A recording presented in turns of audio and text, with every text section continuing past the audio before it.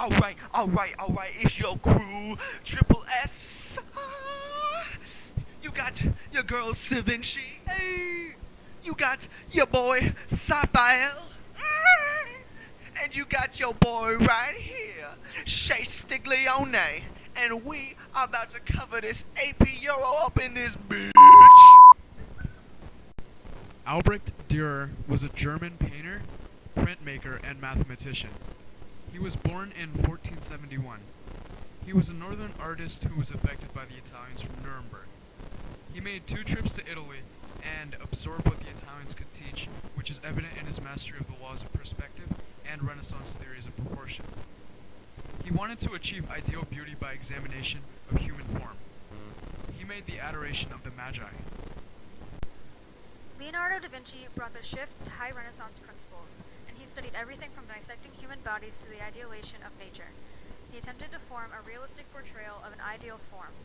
He depicted 3D objects in a 2D medium, and he painted the Last Supper, the Mona Lisa, and along with Dürer, the adoration of the Magi. Francesco Petrarch was a Florentine. He played a role in reviving the classics. His biggest contribution to the Italian vernacular was made in his sonnets. He is considered one of the greatest European lyric poets. His sonnets were inspired by his love for a married lady named Laura. He had an interest in individuality. He was the father of Italian Renaissance humanism. He was the first individual to characterize the Middle Ages as a period of darkness. He said, "Christ is my God, Cicero is the prince of language." Niccolo Machiavelli was a political theorist who found fulfillment in the study of classics. He was a diplomat in Florentine chancery but perished in 1512 when Medici overthrew the Republic. His political view reflects his experience living in Florence during the fighting and violence. He supported effective use of military force. He wrote histories in 1494 and The Prince in 1513, and The Art of War in 1521. Stability, Machiavelli claims, is reliant on military strength. The Prince was a book written by Machiavelli about how a prince should rule. It said that princes should keep their morals separate from their political control. It also stated that a prince should be feared and loved almost equally. Desiderius Erasmus was one of Europe's most famous and influential scholars. He was one of Europe's greatest thinkers. He defined the humanist movement in Northern Europe. He was one of the leading intellectual figures of the Renaissance. He was a famous humanist who wanted to reform the Catholic Church. He wrote colloquies, adages, and believed in imitation of Christ ideal. He was disliked by church authorities. Humanism emphasized human beings and achievements. They studied Latin classics to learn what they reveal about human nature. Italian cities, especially Rome in the Renaissance, showed a huge archaeological urge for recovering manuscripts. Humanists became critical of classics and studied classics to understand human nature, while in the medieval times they searched for God. Humanists looked to reinterpret and oppose traditional ideals. They also loved the language of the classics, Latin.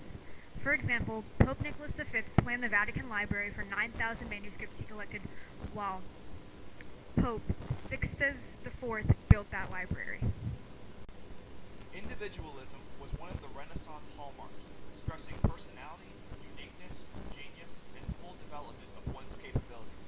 Despite the fact Christian humility discouraged self-absorption, 14th and 15th century guilds and parish provided strong support for the individual as people distanced themselves from the past and medieval times. Secularism was the basic concern with the material world instead of with the external world of spirit. Though medieval business people searched for wealth, their dominant goals regarded life after death, while in the Renaissance, people were religious but focused on the here and now. For example, Christian doctrine frowned upon usury in the Renaissance. The practice of it became acceptable. Secularism saw slow but steady growth in 14th and 15th century Italy. Increase in trade and economic activity. Church leaders didn't attack secularism, and in other words, actually supported, as Renaissance popes beautified Rome with artists and many structures that were built. New papal chancellery, St. Peter's Basilica, etc. Though other people still remained faithful to church, art had a religious focus proving this. Christian humanism was founded by intellectuals like Thomas More and Erasmus in the late 15th and early 16th centuries. They sought to realize the ethical ideals of the classical world and scriptures.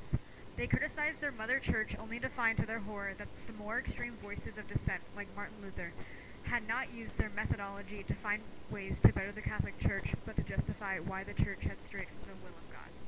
Classicism was the following of ancient Greek or Roman principles in style and art and literature, generally associated with harmony, restraint, and adherence to recognized standards of form and craftsmanship, especially from the Renaissance to the 18th century, often contrast.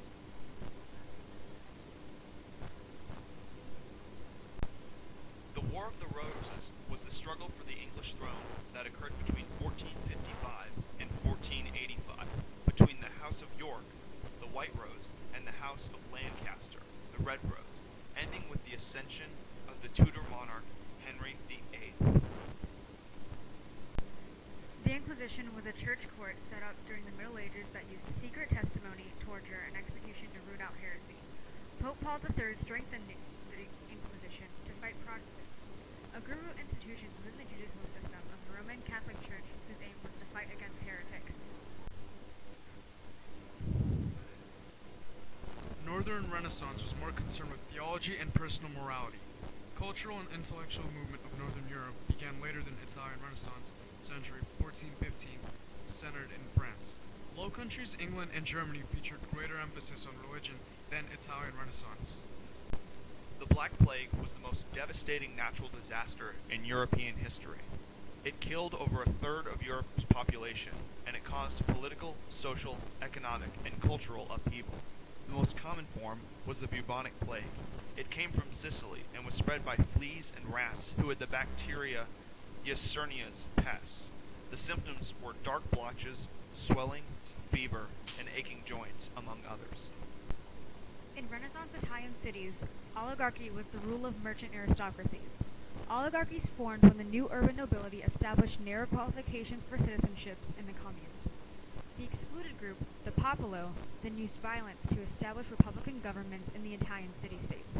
However, they practiced political exclusivity, similar to the citizenship qualifications used by the urban nobility, and were overthrown to be replaced by signori or oligarchies. Oligarchic regimes possessed constitutions, but through a variety of schemes, a small restricted class of wealthy merchants exercised the judicial, executive, and legislative functions of government. The printing press was invented by Gutenberg in 1456. The printing press used movable typewriters that could be used over and over again. The Korean and Chinese people invented it first, but the Gutenberg reinvented the process. You had to carve each page on a separate wood block backward, and everything was copied by hand. It took a lot of time, and so one book cost a lot. It helped because it was much cheaper, and because then you would know more information. Before the printing press, you were lucky to actually see a book at all, unless you were very rich. Next up are the Teenage Mutant Ninja Turtles, or as we know them, the Renaissance Masters. The first is Leonardo da Vinci, who was born in 1592 near the Italian farm of Vinci. He traveled to Florence as a youth. He believed that science and art should work together to create a realistic view of the world. His accomplishments include Mona Lisa and The Last Supper. The next is Michelangelo. He was born in 1475 in Florence. His favorite pastime was sculpting. He was difficult to deal with. As a youth, he taunted a fellow student for his lack of sculpting skills, and the student broke his nose. He was known for creating energetic, strong, robust figures. Notice the humanist influences. He made the La Pieta and the Sistine Chapel ceiling. Raphael lived between 1483 and 1520. His paintings often tell a story. His style is very diverse, but with a soft and gentle touch. His most famous work is the School of Athens. Finally, Donatello lived from 1386 to 1466. He was the first of the Renaissance artists. His famous work is the bronze sculpture of David. Unlike Michelangelo's marble David, we see David after he has killed Goliath. Next are misers and foxes. A miser is a person who is reluctant to spend, sometimes to the point of foregoing even basic comforts and some necessities in order to hoard money or other possessions. They were romanticized in this period and depicted in plays and literature. Foxes are small to medium-sized omnivorous mammals belonging to several genera of the Canidae family. Foxes are slightly smaller than a medium-sized domestic dog with a flattened skull, upright triangular ears, a pointed, slightly upturned snout, and a long bushy tail, or brush. The Star Chamber was accounts of the dealt with aristocratic threats through judiciary. Court applied Roman law using methods of torture to reduce aristocratic troublemaking despite defiance of English law.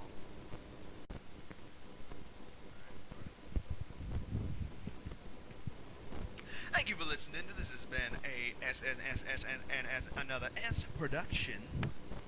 Thank you for listening, and I hope y'all score the highest you possibly can, 3, on your AP exam. We out.